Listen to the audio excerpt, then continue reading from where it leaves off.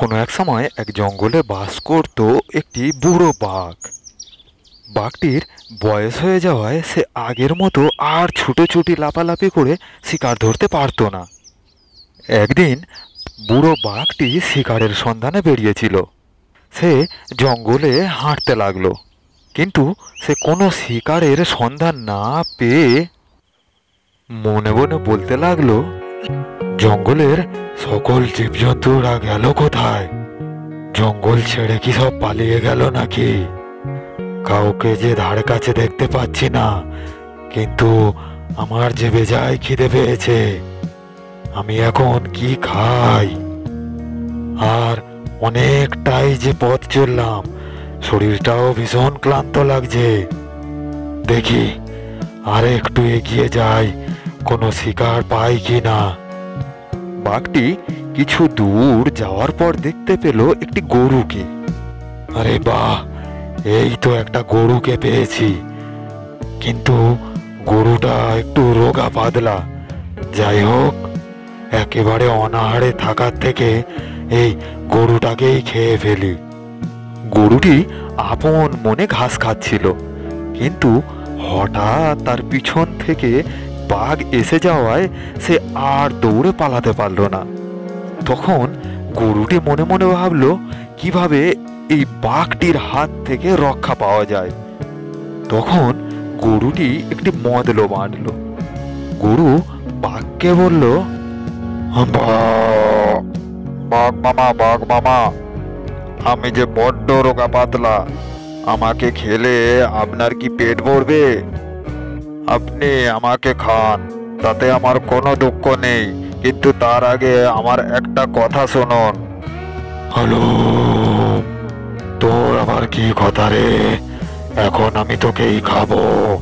আমার যে বেজায় খিদে পেয়েছে, তুই আমার পেটে আসার জন্য প্রস্তুত হ। বাঘ মামা, বাঘ মামা, আপনি আমার কথা শুনলে তাতে আপনারই লাভ হবে। একদিনের জায়গায় আপনার 7 দিনের খাবার খোরাক হয়ে যাবে। আপনি আরাম করে 7 দিন আমাকে খেতে পারবেন। বুড়ো বাঘটি 7 দিনের খাবারের কথা শুনে একটু অবাক হলো।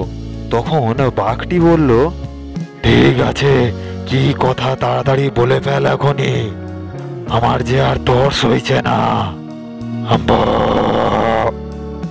বাঘ মামা, বাঘ মামা, আমি তো একেবারে রোগা পাতলা, শুধু ঘাস খেয়ে কি আর শরীরে মাংস লাগে? আপনি বরঞ্চ একটা কাজ করুন, আমার জন্যে কিছু খোল ভুসি নিয়ে আসুন। আমি ওই খোল ভুসি খেলে আমার গায়ে অনেক মাংস লাগবে, আর আপনার একদিনের জায়গায় একেবারে 7 দিনের খাবারের জোগান হয়ে যাবে। ও, এই কথা।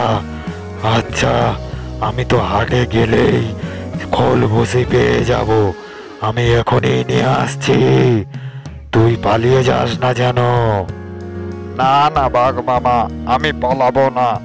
আমার কথার দাম আছে, কথা যায় কাজও তাই। কিছুক্ষণ পরে বাঘ গরুর জন্য কিছু খোল ভুসি নিয়ে এলো। বাঘ মামা, বাঘ মামা, আজ আমি এই খোল ভুসিগুলো খাই, খেয়ে শরীরে একটু মাংস লাগিয়ে নি। আপনি কাল এসে আমাকে খাবেন। সে না হয় ঠিক আছে, কিন্তু তুই পালিয়ে যাবি না তো? এ কি বাঘ মামা, আপনি হলেন জঙ্গলের রাজা, আর আমি আপনাকে ফাঁকি দিতে পারি? আপনি কাল এসে আমাকে খাবেন। পরদিন সকালে বাঘটি আবার সেখানে এলো। হ্যালো, কে রে গরু, আয়, এবারে আমি তোকে খাই। বাঘ মামা, বাঘ মামা, আমার গায়ে তেমন মাংস লাগেনি, আপনি আরো কিছু খোল ভুসি আমার জন্য নিয়ে আসুন, যাতে খেয়ে তাড়াতাড়ি আমার গায়ে মাংস লাগাতে পারি। তারপরে না হয় আপনি আমাকে খাবেন। বেশ, তাই হোক, তবে তুই তোর কথা রাখিস। গরুর কথা মতো বাঘটি আবার সেদিনও কিছু খোল ভুসি এনে তাকে দিল। বাঘ মামা, আমি এই খোল ভুসিগুলো খেয়ে গায়ে একটু মাংস লাগিয়ে নি, আপনি পরের দিন এসে আমাকে খাবেন। তা বেশ, কিন্তু তুই যেন পালিয়ে যাস না।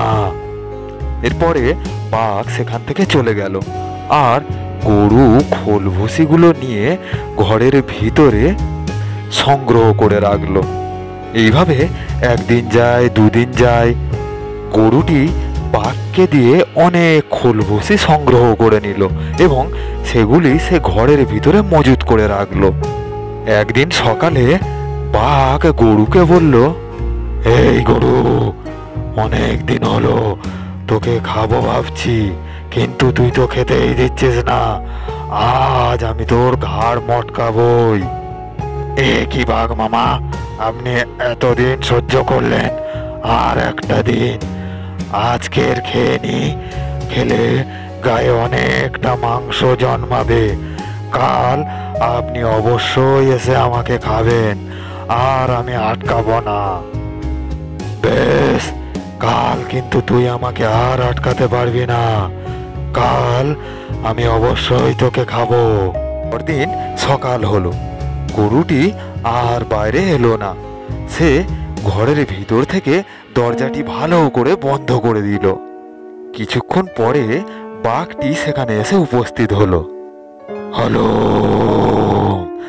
এই গরু, আয় বাইরে আয়, আমি এখন তোকে খাবো। ওই বোকা বাঘ, তুমি ওই আশাতেই থাকো, আমি বাইরে আর আসছি না। কি, তুই তাহলে আমাকে বোকা বানালি? আমিও দেখবো তুই কতদিন ওই ঘরের মধ্যে থাকিস। গরুটি ঘরের ভিতরে সঞ্চয় করে রাখা খাবার খেয়ে দিন কাটাতে লাগলো। অপরদিকে বাঘটি সেই ঘরের বাইরে গরুর অপেক্ষা করতে লাগলো, আর না খেয়ে অনাহারে বাঘটি দিনে দিনে আরো দুর্বল হতে লাগলো। এক সময় বাঘটি সেই গরুর আশা ছেড়ে দিয়ে সেখান থেকে চলে গেল।